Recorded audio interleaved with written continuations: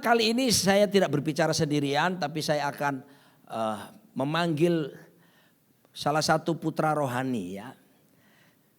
Pada waktu saya panggil dulu deh ya, Reinhard Boyke Hasibuan, Batak asli, Master Pendidikan Agama Kristen, seorang Batak tapi punya istri hanya Tionghoa, Chinese Tulen, dan memulai mereka pacaran, masuk tunangan, mau masuk pernikahan banyak pergumulan. Tapi Tuhan buka jalan. Berapa hari sebelum tunangan bahkan ya waktu itu ya. H-1 Pak. H-1. Pak Roni tolong doakan. Ini enggak tahu mau jadi atau enggak. Tolong Pak, ayo sembahyang. Akhirnya dia berhasil menyunting gadis itu. So sweet. Dia akan sharing bersama saya tentunya. Kita akan bicara soal the valley of apa? Testing. Ya, judul khotbah kita 1 bulan ini tidak enak semua, tapi sudahlah. Ini sebuah realita di mana Tuhan izinkan kadangkala memang saudara dan saya harus ada dalam lembah kesulitan, lembah kekelaman. Tapi respon kita bagaimana? Kita akan sambut hamba Tuhan yang muda ini untuk menyampaikan firman Tuhan. Silakan, kamu duluan. Thank you Pak Roni. Saya belakangan. Sebelumnya mari kita berdoa Bapak Ibu. Kami percaya Tuhan tidak ada yang lebih besar di muka bumi ini yang bisa menolong kami selain Tuhan. Kami percaya dan kami menyadari bahwa melewati lembah yang gak mudah, kami tahu Tuhan kami sangat terbatas. Kami gak bisa apa-apa tanpa Tuhan. Itu sebabnya Tuhan di kesempatan yang indah siang hari ini, kami datang ke hadirat Tuhan. Karena kami tahu, we need you Lord Jesus. Kami sangat membutuhkan Tuhan. Dan kami percaya ketika Tuhan menyertai kami, ketika Tuhan ada bersama dengan kami, masalah apapun yang besar akan terlihat lebih kecil. Karena kami punya Tuhan yang lebih besar dari setiap persoalan yang kami hadapi Tuhan. Tolong hamba-Mu Tuhan, urapi hamba-Mu sehingga apa yang keluar dari hamba-Mu semuanya datangnya dari Tuhan. Berikan hikmat, berikan pewahyuan sehingga kami semua anak-Mu Tuhan bisa diberkati. Kami sama-sama bertumbuh di dalam Tuhan. Terima kasih Bapak, dalam nama Tuhan Yesus, haleluya, amin. Beri tepuk tangan bagi Tuhan Bapak Ibu. Kenapa Pak? Oke. Ya, salam kenal Bapak Ibu Saudara, nama saya Reinhard Boyke. Hai juga, saya mengucapkan Gong Si Facai, Sinen Kwaile, dan biasanya kalau dalam Imlek ada peristiwa yang besar Bapak Ibu. Yang pertama peristiwa berat kita tambah, ya kan, karena makanannya cukiok apalagi, lapciong, nambah berapa kilo nih, 1-2 kilo ya. Terus peristiwa berikutnya adalah saldo kita makin menipis, yang khususnya sudah menikah, waktunya menabur. Terus yang muda mana? Dapat ampau menuai. Saldo bertambah ya. Dan hari ini kita sama-sama bersuka cita dan sangat bersyukur. Thank you so much Pak Roni Bu Nancy memberikan kesempatan untuk menyampaikan kebenaran. Thank you so much. Hari ini kita akan belajar the valley of testing. Siapa yang punya lembah sekarang? Saya angkat tangan sih, saya jujur sih. Oke, terima kasih untuk kejujuran Bapak Ibu. Setiap kita pasti punya lembah yang berbeda-beda. Ada lembah pernikahan, ada lembah keuangan, ada juga lembah kesehatan, ada juga lembah hubungan kita. Dan anehnya Bapak Ibu Saudara, gembala mengizinkan kita melewati lembah tersebut. Setuju? Jadi kita kalau ada di lembah hari ini, semuanya seizin Tuhan. Semuanya seizin Sang Gembala. Oke, thank you. Dan saya percaya di dalam lembah pasti ada maksudnya Tuhan, yang percaya katakan amin.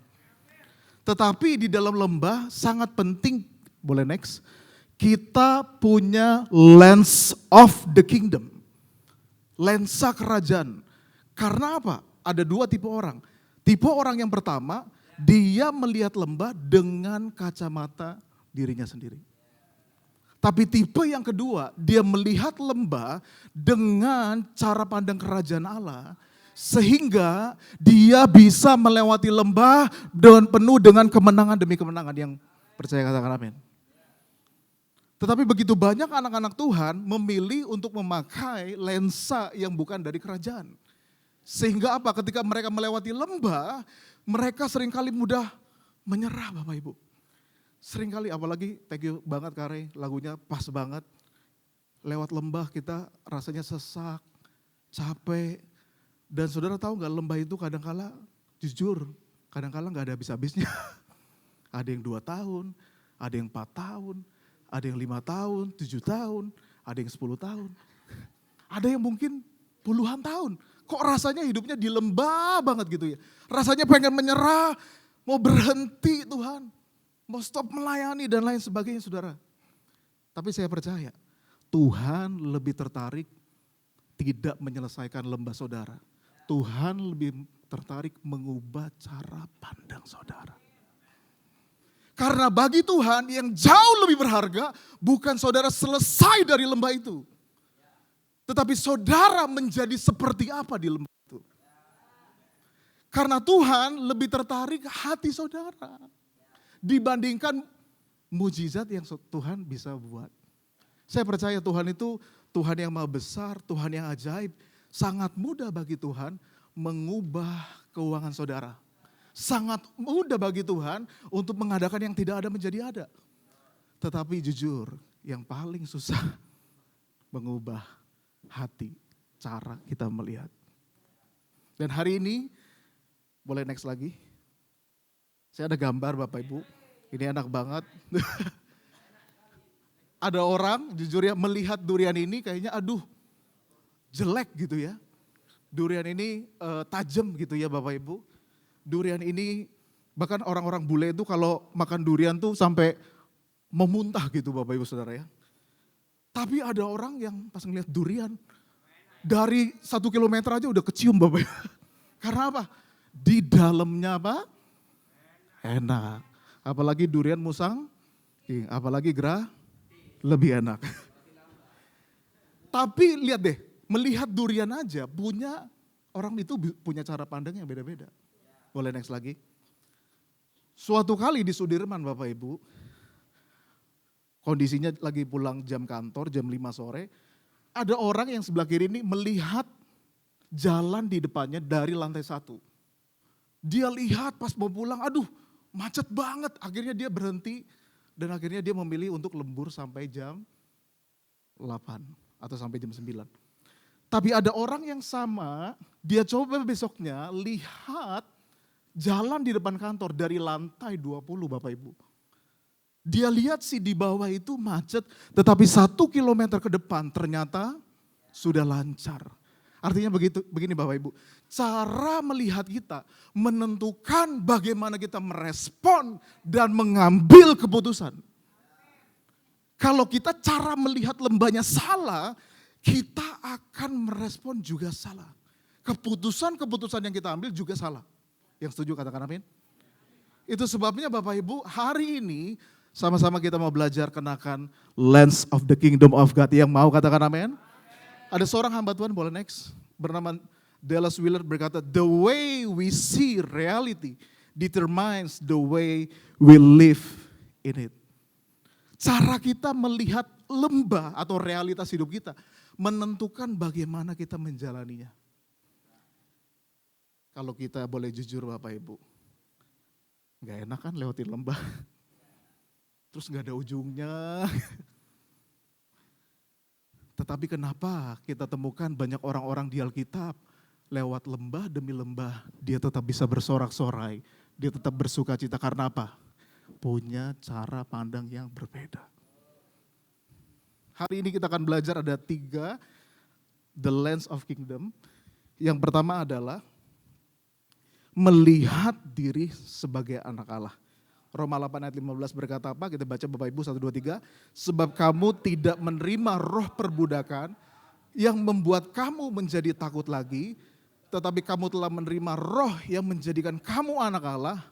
Oleh roh itu kita berseru, Ya Aba, ya Bapa.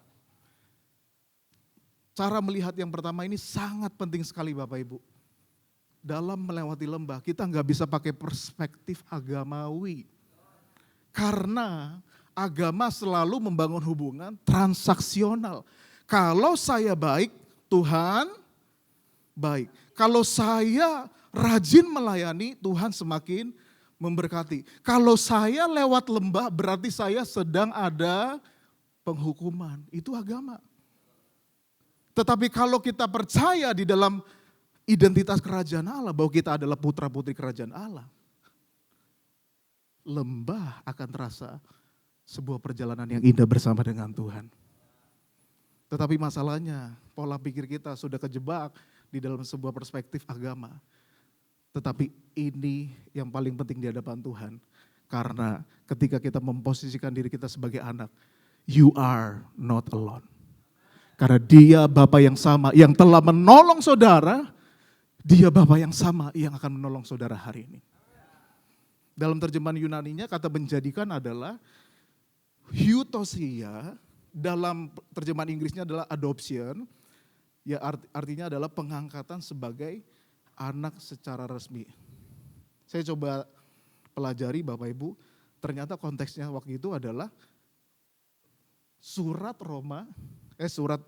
yang ditulis Paulus kepada jemaat Roma waktu itu adalah dikorelasikan dengan latar belakang hukum Romawi.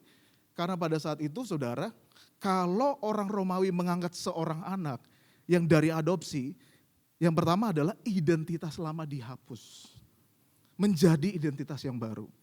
Kemudian juga adalah hubungan dengan keluarga yang lama berakhir, hutang lama dibatalkan, identitas dan nama baru diberikan. Bahkan Bapak Ibu ini luar biasa banget, menjadi ahli warisah. Kalau seorang bapak dan ibu itu punya properti, kalau dia punya anak adopsi, itu dia pasti berhak punya warisan. Dan ini luar biasa, bahkan haknya sama dengan anak kandung Bapak Ibu. Makanya Paulus itu memberikan sebuah kata yang bagus sekali, adoption. Karena apa? Karena kita di dalam Tuhan, sebetulnya saudara, kita nggak pernah bisa layak jadi anak, yang setuju katakan ya. Kita nggak pernah bisa layak jadi anak. Bahkan perbuatan baik kita nggak bisa membuat kita layak jadi anak. Walaupun kita lakukan semua hukum Taurat, kita nggak pernah bisa layak jadi anak Bapak Ibu. Kita bisa layak karena apa? Karena Bapa telah mengasihi kita lebih dahulu. Dia datang ke dunia ini, mengirimkan anak yang tunggal, supaya kita yang percaya tidak binasa. Kita yang dari sampah, kita yang dari budak diangkat menjadi anak, supaya apa? Kita berhak menerima warisan dan janji dari Bapa di sorga, yang setuju katakan amin. Boleh next, tapi realitanya Bapak Ibu, seringkali ketika melewati lembah, kita bisa lupa, kita ini sebagai seorang anak Bapa di surga. Saya sedikit menulis beberapa ciri-ciri, kalau kita tanpa sadar, ada sebuah hal yang mungkin terlihat dalam hidup kita Bapak Ibu. Kalau kita punya mental orphan atau orphan identity, kita selalu merasa lonely. Tetapi kalau kita percaya bahwa kita anak, kita tidak akan pernah merasa sendirian. Terus apalagi Bapak Ibu, menganggap lembah sebagai apa? Hukuman. Tetapi sebagai seorang anak melihat lembah sebagai proses. Seorang yatim juga selalu hidup berbasis ketakutan. Apa-apa takut. Takut masa depan. Takut menikah. Takut punya anak. Takut punya cucu dan lain sebagainya saudara. Tetapi orang yang berkata aku ini anak Tuhan, dia selalu percaya bahwa dia Bapa yang selalu provide. Dia Bapa yang selalu ada. Dia selalu setia menyertai kita sampai selama-lamanya. Lalu apalagi Bapak Ibu, cenderung merasa tidak aman. Selalu merasa diri kurang gitu ya. Selalu merasa diri itu enggak layak, enggak cukup. Selalu ada yang salah gitu. Tetapi kalau kita sebagai anak, kita akan selalu merasa aman. Karena apa? Kita percaya kita punya Bapa yang selalu ada. Selalu menerima tanpa syarat. Jadi di dalam lembah, saya tahu kadang-kala kita bisa jadi kadang-kala lupa Bapak Ibu. Bahwa kita ini anak. Tapi hari ini saya ingin katakan bahwa Tuhan mengingatkan bahwa you are child of God. You are not alone. Kalau dulu dia pernah menolong saudara, saudara nggak tahu caranya bagaimana bisa menyelesaikan persoalan. Dan bisa. Dan saya percaya hari ini dia Bapa yang sama yang akan menolong saudara. Yang percaya kata amin. Lalu mental yatim adalah mentalitas korban. Selalu merasa, ini salah, bukan salah saya. Selalu menyalahkan Tuhan dan selalu menyalahkan keadaan dan lain sebagainya. Tetapi mental child of God berkata, memilih bertanggung jawab. Kalau saya salah, saya minta ampun Tuhan. Boleh next lagi, Matius 7 ayat 11 berkata, kita baca Bapak Ibu 1, 2, 3. Jadi jika kamu yang jahat tahu memberi pemberian yang baik kepada anak-anakmu, apalagi Bapamu yang di sorga, ia akan memberikan yang baik kepada mereka yang meminta kepadanya. Beri tepuk tangan bagi Tuhan Yesus. Saudara yang punya anak, seorang bapak pasti ngerti banget. Anaknya belum minta, bapaknya sudah tahu gak kebutuhannya. Belum minta. Tapi kenapa Bapak Ibu seringkali kita lupa kita punya bapak. Even saudara belum minta nih sekarang, dia sudah tahu. Bagi yang anak muda, mungkin Tuhan udah tahu kamu butuh pasangan hidup. Sebelum kamu berkata, Tuhan kirim aku dong, pangeran dari Inggris gitu ya. Dia sudah tahu.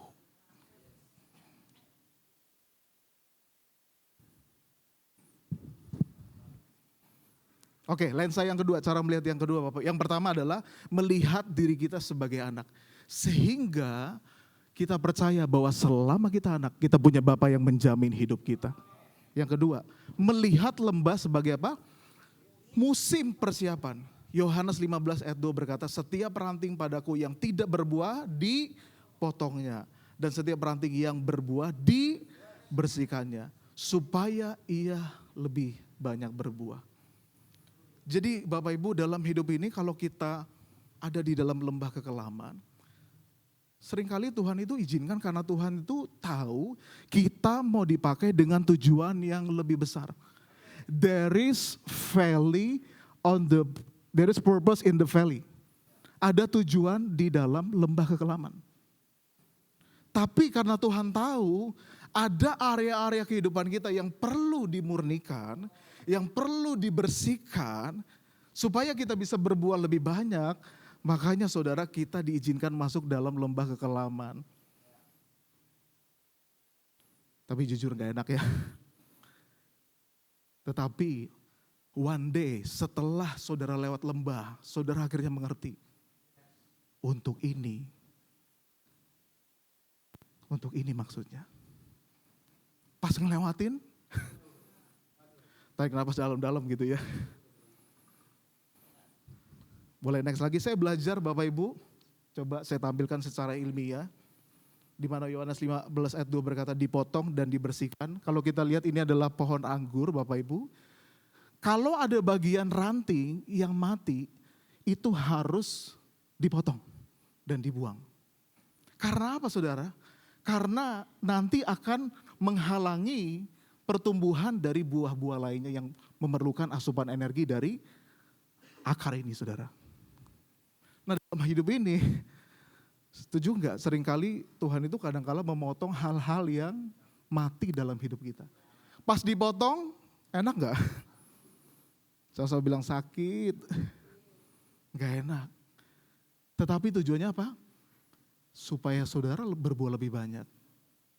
Kadang-kala perlu dipotong. Mungkin dalam pertemanan, partner bisnis, mungkin kerjaan kita, dan lain sebagainya saudara. Karena apa? Supaya apa? Kita bisa berbuah lebih banyak. Karena sesuatu yang besar dari Tuhan, tujuan yang besar dari Tuhan, Tuhan sudah tetapkan bagi saudara. Tapi kalau ada hal yang mati, yang perlu disingkirkan, makanya biasanya Tuhan izinkan kita dalam lembah. Supaya dipotong, tapi tujuannya untuk kebaikan kita. Amin. Lalu apalagi saudara? Perlu di-pruning, dibersihkan. Karena apa saudara? Kalau ada tanaman, tumbuhan-tumbuhan liar gitu ya, ada daun-daun yang liar saudara, dan ranting-ranting yang gak gitu grow dan fruitful. Nah saudara tahu nggak?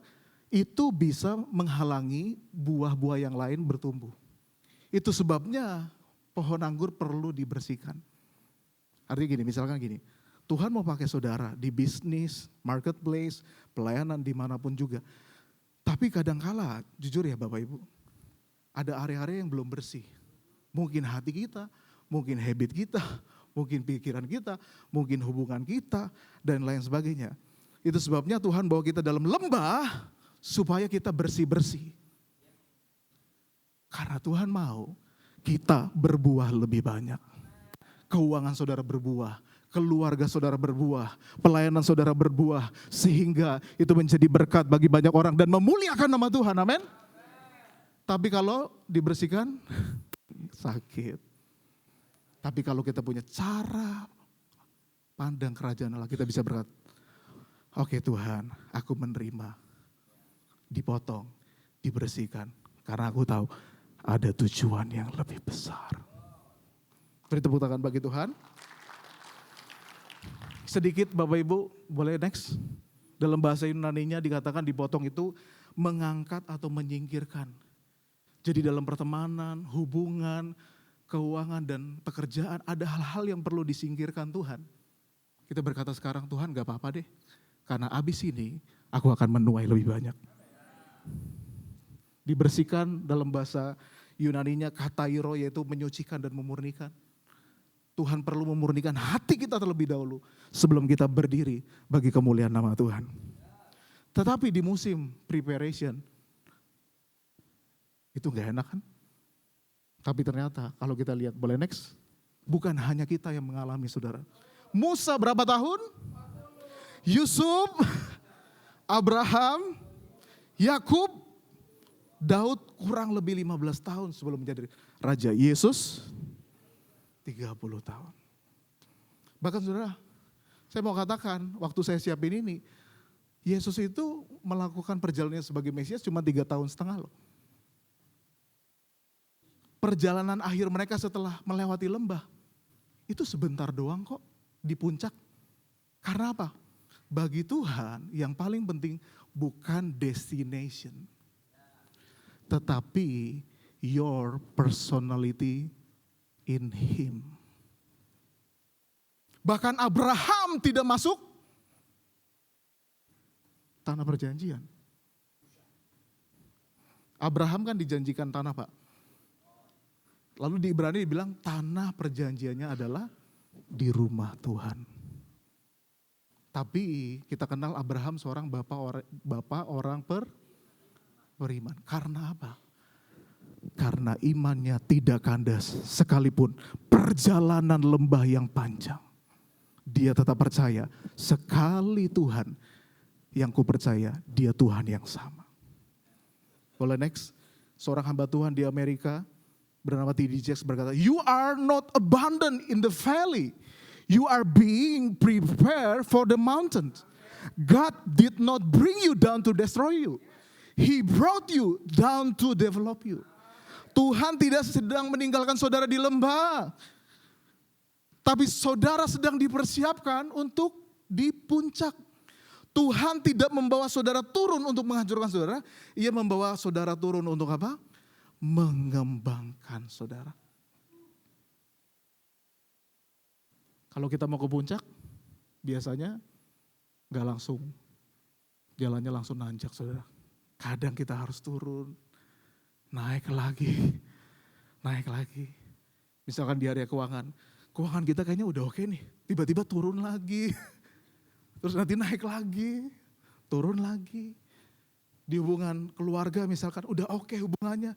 Ada lagi masalah. Ada lagi konflik.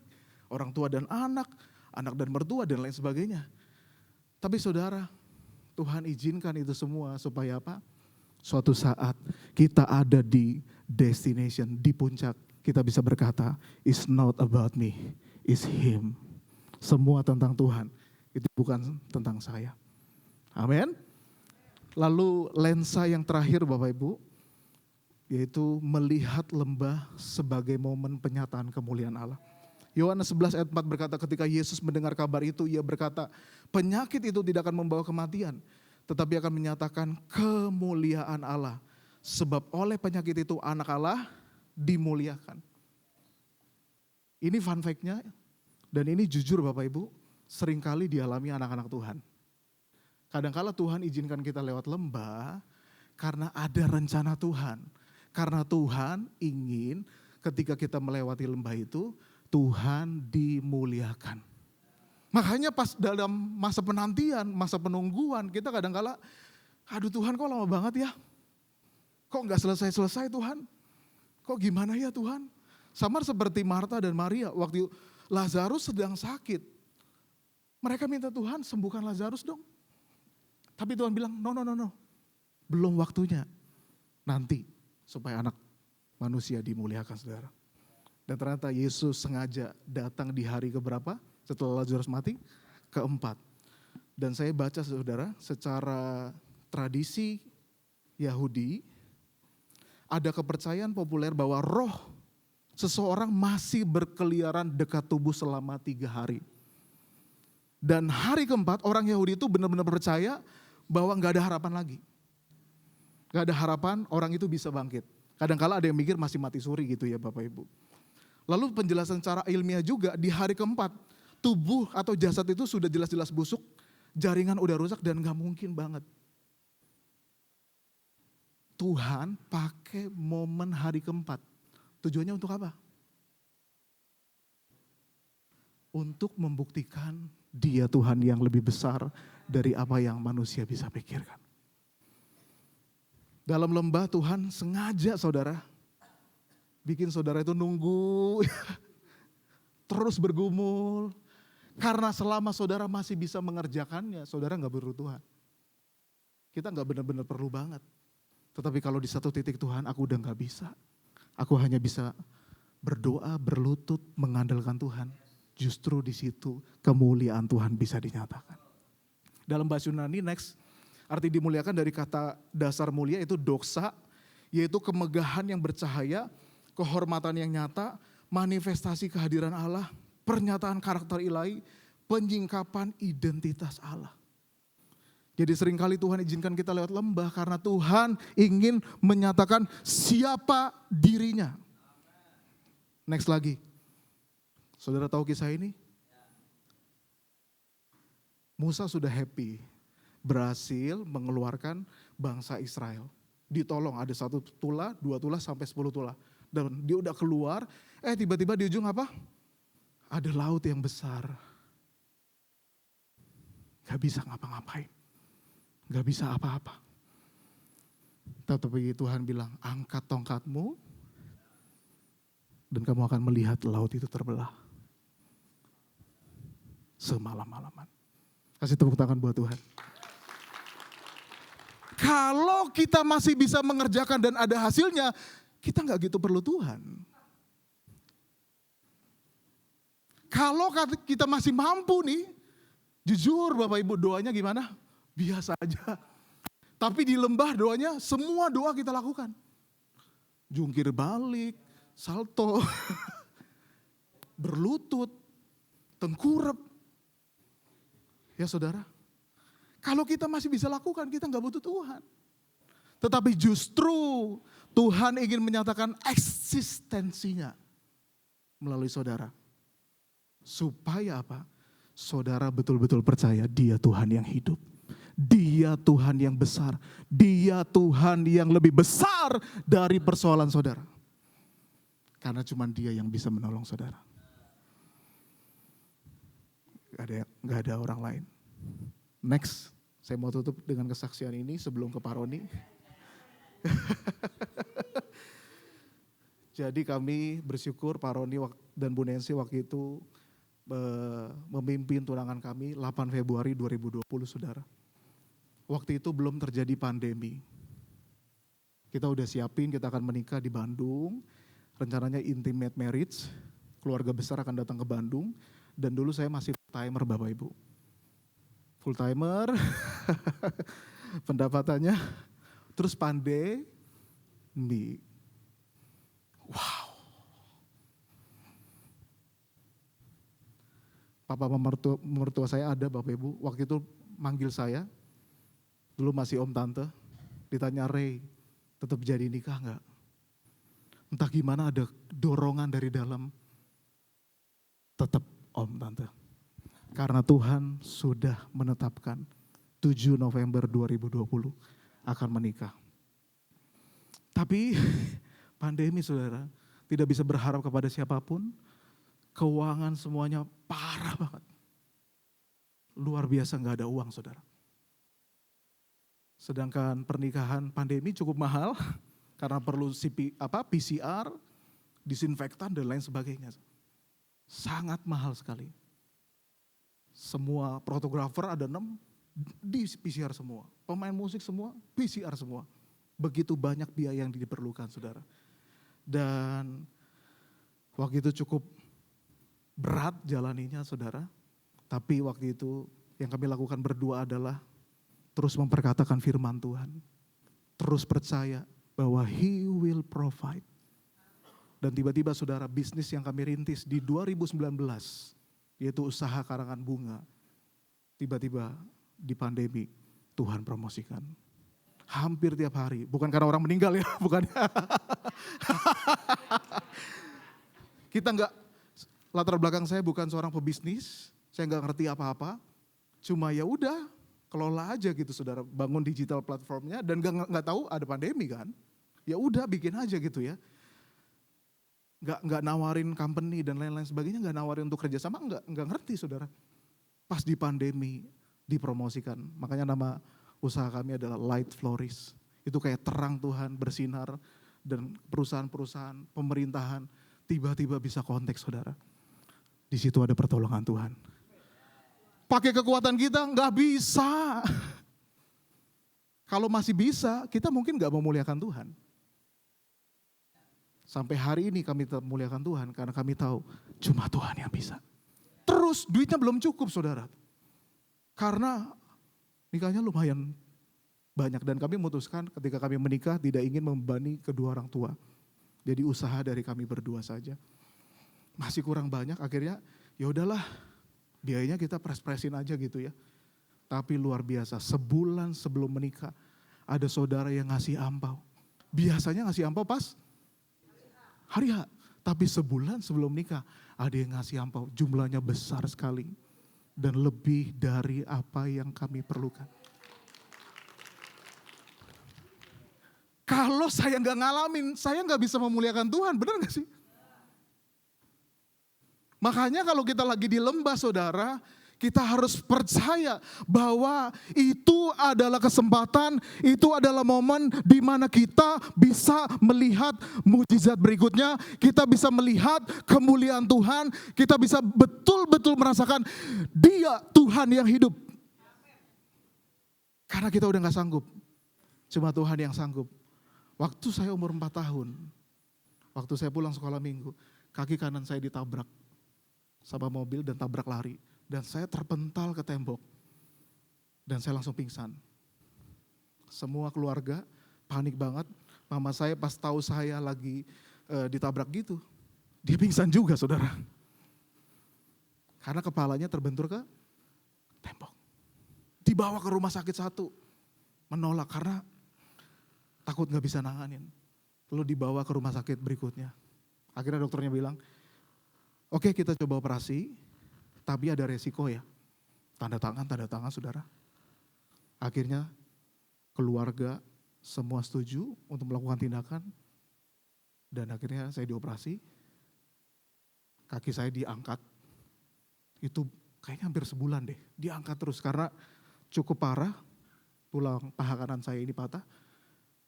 Dan kemungkinan untuk jalan susah. Saya ingat banget kisah orang tua saya. Orang tua saya itu berlutut saudara, di rumah sakit. Memohon pertolongan Tuhan, Tuhan anak saya kemungkinan besar akan lumpuh saudara. Tapi Tuhan itu baik. Setiap pencobaan tidak melebihi kekuatan kita. Dalam waktu sebulan saya bisa jalan kembali. Dokter sudah mengingatkan jangan sampai kecelakaan. nanti bisa lumpuh. Tetapi saya pernah bandel, akhirnya kecelakaan jatuh dari motor saudara, tapi nggak apa-apa. Momen itu membuat saya selalu mengingat, saya punya Tuhan yang besar sampai hari ini. Kalau saya mengalami hal yang sama, ini kesempatan kita saudara, di tengah lembah-lembah pengujian, kita lihat bahwa Tuhan akan menyatakan kemuliaannya. Beri tepuk tangan bagi Tuhan Yesus. Haleluya. Tepuk tangan dulu buat anak muda kita ini. Sabar dalam susah. Thank you ya. Thank you. Woman Sheshenia. Oh saudaraku, jangan lupa lensanya.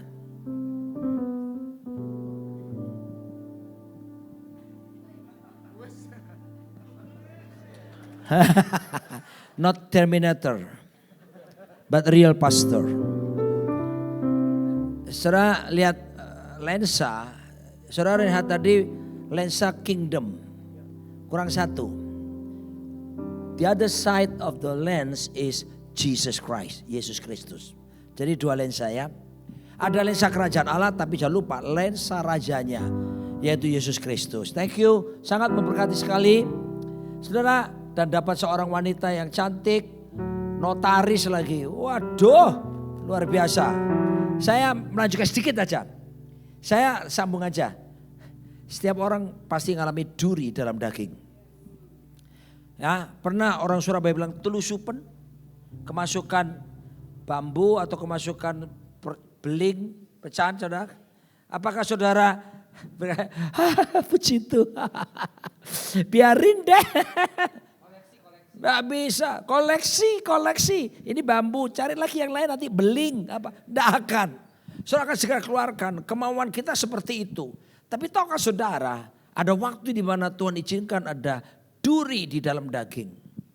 Kata duri di situ, itu 2 Korintus pasal 7 sampai dengan ayat yang ke-10. Saya akan tunjukkan kepada saudara kata duri, next. Duri di situ adalah sepotong atau bahasa Yunaninya ya skolops. Skolops itu sepotong kayu yang runcing. Saudaraku ya, mungkin bukan dalam bentuk kayu yang seperti aslinya. Tapi bisa sesuatu, saudaraku, duri kadang-kala Tuhan izinkan adalah sakit penyakit. Rasul Paulus dalam konteks ini, para ahli teologi memperkirakan bahwa dia kena penyakit yang hubungannya dengan penyakit mata misalnya. Ada lagi penyakit yang mematikan lain, cancer. Dan ada banyak tafsir-tafsir. Tapi yang jelas ada sakit penyakit. Dan saudara tahu, Paulus bilang, ini utusan iblis yang menggocoh aku. Konteks di sini Paulus mengalami sakit penyakit. Tapi berapa banyak kita seringkali ada tanda petik. Utusan iblis itu orang lain. Yang melukai kita. Yang bikin sengsara hidup kita.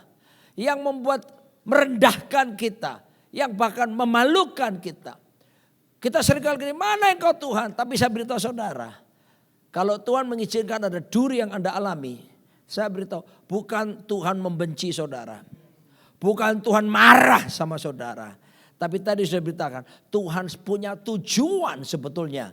Bahwa saudara sedang dimurnikan supaya nanti bisa berbuah. Didewasakan supaya karakter kita semakin menyerupai Tuhan kita Yesus Kristus. Yang percaya berkata amin. Aminnya enggak enak saudara kedengarannya. Oke, lalu kita lanjut lagi. Jadi bukannya Tuhan enggak senang ya. Kata menggocoh. Saya perhatikan kolapiso. Apa itu? Dalam terjemahan dalam bahasa Yunani, terjemahan ini artinya memukul dengan kepalan tangan. Dulu waktu saya kalau berkelahi, waktu kecil-kecil dulu kan kita pasti ada yang juara berkelahi ya. Rio mana Rio? Rio ini juga suka berkelahi nih. Ya, saya enggak punya jurus yang bagus saudaraku. Jurus saya begini. Ya, bertubi-tubi saya serang. Jadi mau saya katakan pada saudara, ngalami menggocoh itu seperti kena pukulan tangan. Bap! Beberapa saudara mulai mikir, iya ya, aku dulu berantem sama teman gue lebih gede, gue kena pak, gue jatuh. Saya beritahu pada saudara sakit sekali. Tapi saudaraku, kenyataan Tuhan izinkan itu terjadi. Gak apa-apa. Tuhan tahu kok punya rancangannya indah dalam hidup kita. Dan saudara tadi sudah katakan, you are not alone. Dia namanya Immanuel. Immanuel itu ada 3 arti kan.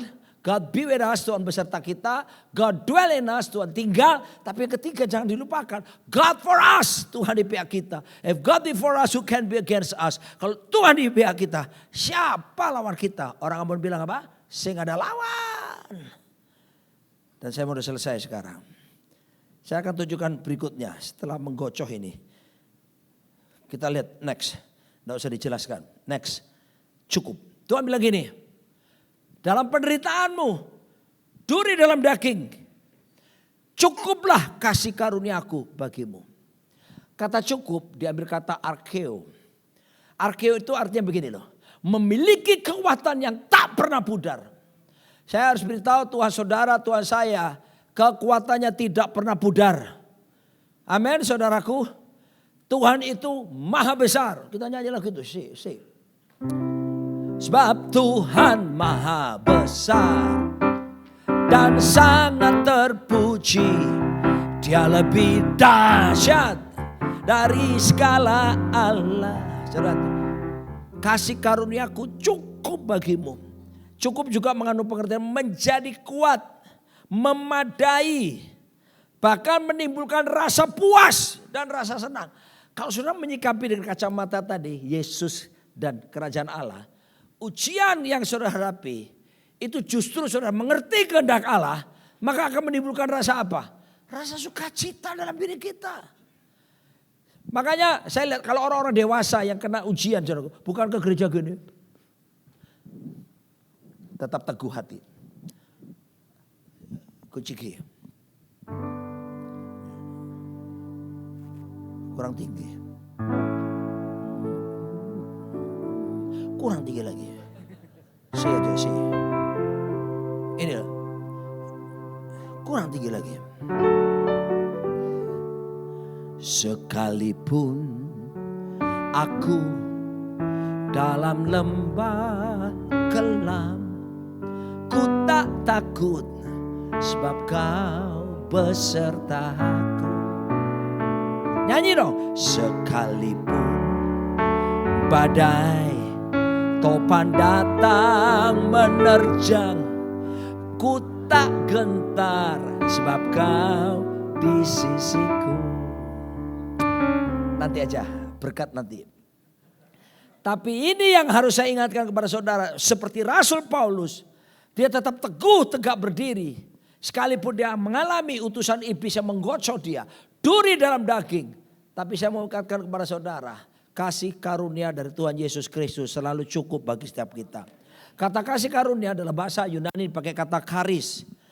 Arti pertama ini, saya sering ulang-ulang tapi saya harus ulangi lagi. Kemampuan yang Tuhan berikan kepada kita saat kita tidak mampu lagi. Jadi kita ini dimampukan karena memang kita nggak mampu. Tadi sudah bilang, kalau ada ini membuat kita akhirnya menyadari bahwa kita butuh Tuhan dalam hidup kita. Kalau saudara masih bisa lakukan, ya itu bukan duri dalam daging nih saudaraku. Ya, makanya bersyukurlah di tengah ujian yang Tuhan izinkan. Terus ada kemampuan ilahi. Saya suka kasih ilustrasi ini. Coba pinjam. Kamu kesini sekarang. Ya enggak. Satu keranjang. Ya satu keranjang. Nah Reinhard kamu gini sekarang. Lurus tangan lurus. Turun gini. Ya.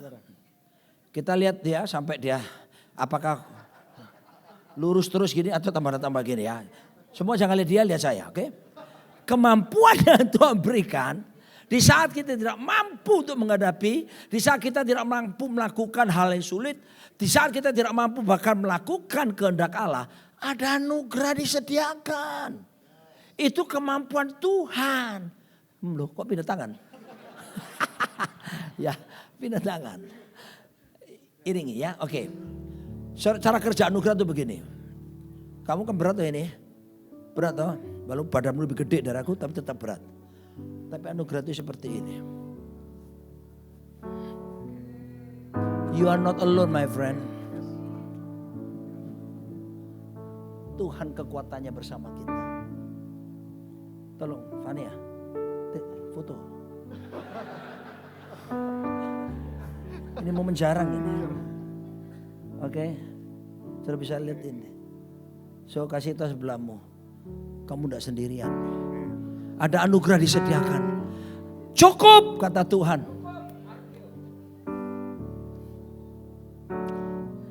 Saudaraku, arti berikutnya, pengaruh ilahi dalam cara kita berpikir sehingga membawa kita, pikiran kita sekarang gak tertuju kepada duri dalam daging lagi. Pengaruh ilahi itu membuat kita berpikir supaya berselaras dengan firman. Jadi bersyukur itu anugerah.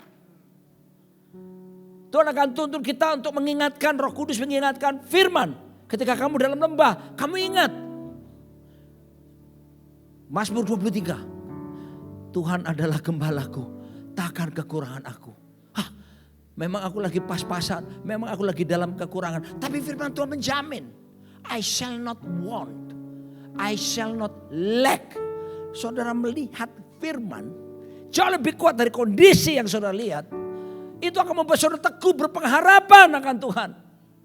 Beda sekali perspektifnya. Apalagi niat baik Tuhan semata-mata. Untuk hidup kita. Kita sadar, kata Grace selanjutnya, di tengah kesulitan, Tuhan selalu punya niat baik buat saudara. Tuhan tidak pernah niat jahat. Bahkan rancangannya disebut rancangan damai sejahtera. Bukan rancangan kecelakaan. Jadi kalau apapun yang terjadi, ingat, ada niat baik di balik semuanya itu. Fania, kamu ahli hukum. Siapa lagi? Kita banyak pengacara di sini. Daniel Simbolon, mana? Pengacara. Dapat pengacara. Ini batak-batak semua pengacara di tempat ini ya. Saudara perhatikan. Salah satu kalau kalian di pengadilan. Melihat orang dan memutuskan, hakim memutuskan. Yang dilihat apa sih? Motif berbuat jahatnya apa? Betul ahli-ahli hukum? Supaya ketahuan. Saudara, saya minta pada saudara. Motif Tuhan. Niat Tuhan. Tidak ada yang jahat buat saudara. Dia Bapak yang baik. Dia melatih kita. Niatnya selalu, motifnya baik buat kita. Sudahlah. Gak usah bertanya why. Gak usah. Nanti ada jawaban. Why not? Amin.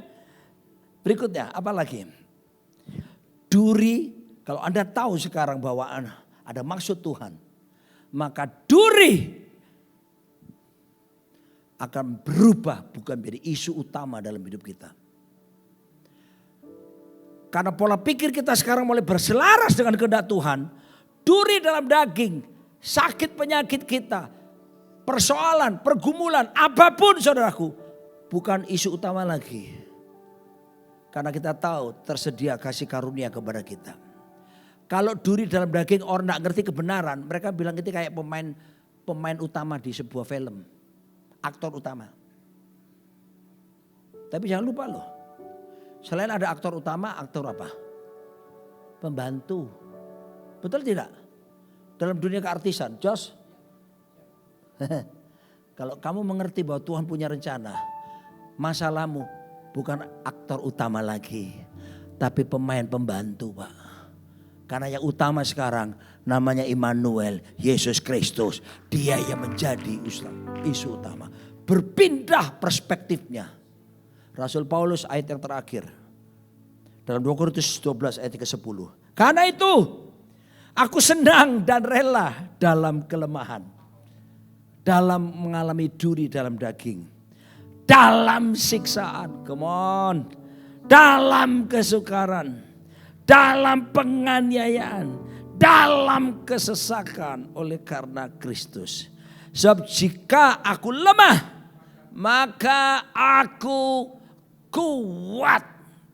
Sudah bisa lihat ini? Statement terakhir dia bilang apa? Maksudnya apa? Tadi disampaikan lensanya sudah berubah. Ada perubahan pola pikir dan sikap menghadapi duri dalam daging. Tadinya isu utama. Tapi sekarang dia cuma peran pembantu. Kenapa saudaraku? Karena peran utamanya digantikan Yesus dan diri kita. So, kuatkan teguhkan hati saudara hari ini. Pengharapanku hanya Yesus saja yang mati atas Golgota. Sekarang saya tunjukkan terakhir sekarang. Berdiri supaya tahu saudara saya sudah terakhir. Sekarang respon. Ada 2 jenis respon. Iringi terus Diki. Hari ini kok agak sesuatu. Oke. Yang pertama. Selalu ada 2 kondisi. Ingat baik-baik ya. Kondisi pertama. Situasi akan menentukan respon kita. Jadi kita dipenuhi oleh melihat duri dalam daging. Melihat lembahnya. Melihat kesulitannya. Melihat terus ujian-ujiannya. Kalau saudara terus melihat itu. Akan mempengaruhi pikiranmu. Akan mempengaruhi hidupmu. Akan mempengaruhi segalanya. Dan saudara seperti tidak berdaya. Dan tidak pernah bisa keluar dari kondisi itu. So lensamu hati-hati. Jangan terfokus ke sana. Lihat tadi yang ilustrasinya bagus ya. Dia cuma duduk di lantai 2 atau lantai 3 dia macet. Tapi bangunan yang tertinggi tadi 1 kilo ke depan. Ternyata macetnya di sana ada kecelakaan dan dia bisa terus. Dengar saudaraku yang dikasih Tuhan. Sama. Kalau saudara menggunakan perspektif firman Tuhan. Maka terjadi nomor 2 ini. Responmu akan benar. Kamu justru bersyukur sama Tuhan. Justru kamu berkata, with God all things are possible. Bersama Tuhan. Dari mustahil tapi semuanya akan menjadi mungkin. Aku tidak ditinggalkan sendirian. Akibatnya karena responmu benar. Saudara ini.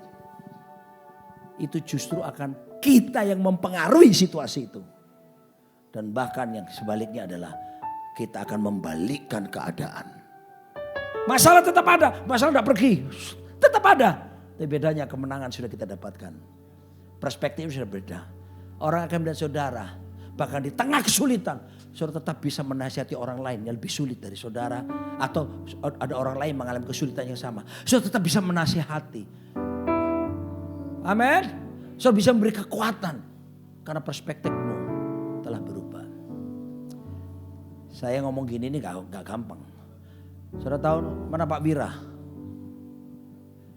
Saya tadi itu datang ke sini, kepala saya itu keliengan. Tiba-tiba vertigo. Gak tahan saya, keringet dingin keluar pucat. Masuk ruangan ini saudaraku, saya langsung ke toilet tadi. Untung ada Pak Wira tadi. Saya muntah-muntah tadi. Muntah-muntah. Tidak ada orang tahu kan. Beliau tadi bantu mijetin saya gini. Saya diusap-usap. Bahasa ini sekarang. Setelah saya muntahkan semuanya saudaraku. Getting better.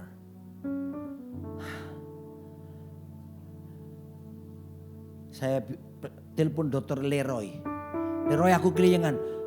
Nah, dia bilang kalau kepingin cepat keliengannya hilang. Kasih antimo saja Pak Roni. Antimo, obat anti mabok. Mabok darat, laut dan udara. Minumlah sebelum bepergian. Antimo menyenangkan perjalanan Anda. Tepuk tangan adik-adik.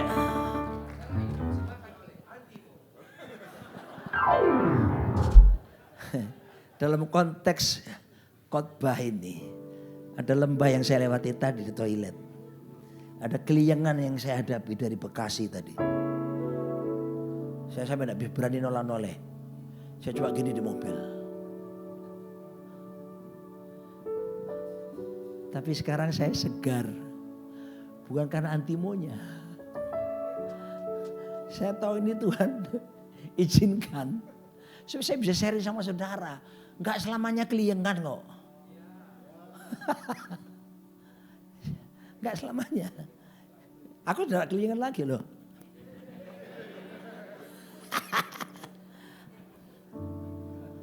Saudara, saya tutup dengan satu kisah. Supaya saudara tahu saya sudah selesai.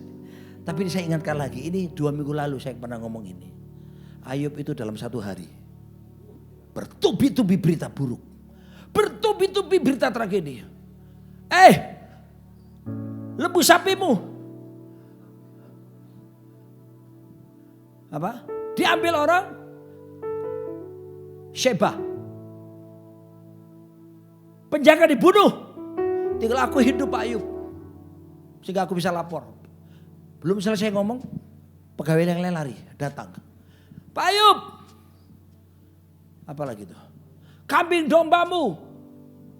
Tiba-tiba ada api membakar sampai penjaganya mati semua. Tinggal aku masih hidup. Sehingga bisa lapor sama kamu. Belum selesai ngomong, penjaga ketiga. Pak Ayub, onta-ontamu dan penjaganya dirampas sama orang Kasdim. Semua dibunuh, aku yang bisa lolos hidup, bisa lapor sama Anda. Dan yang berikutnya tragis, yang keempat. Belum selesai ngomong, orang keempat datang. Pak Ayub, anak-anakmu yang 10 itu lagi bikin pesta di rumah anakmu yang sulung. Gak taunya ada angin puting beliung, tornado. Wah, rumah itu roboh, menimpa seluruh anak-anakmu. Mereka semua mati, aku sendiri yang hidup. Sehingga bisa lapor kepada Anda. Saya tanya sama saudara, kalau kamu di situasi seperti itu, apa yang terjadi? Pak Ayub, pabrikmu terbakar. Konteks sekarang. Pak Ayub, kripto Anda lenyap. Investmu dulu apa namanya Indonesia itu? Anak saya juga kena tuh si David tuh. Robot. Habis. Pak Ayub, anakmu mati. Coba pikirkan kalau sudah seperti itu. Saudara tahu apa sikap Ayub? Dia koyakkan bajunya. Dia cukur kepalanya. Tanda keprihatinan. Yang buat saya kagum adalah dia sujud. Dan dia menyembah Tuhan. Dalam menyembah di situ bahasa Ibrani dipakai sakah. Bukan sakau, sakah. Bicara tentang apa? Totalitas penyerahan pada Tuhan. Let your will be done and not my will be done on earth as it is in heaven. Alkitab bilang Tuhan melihat Ayub tidak berbuat dosa.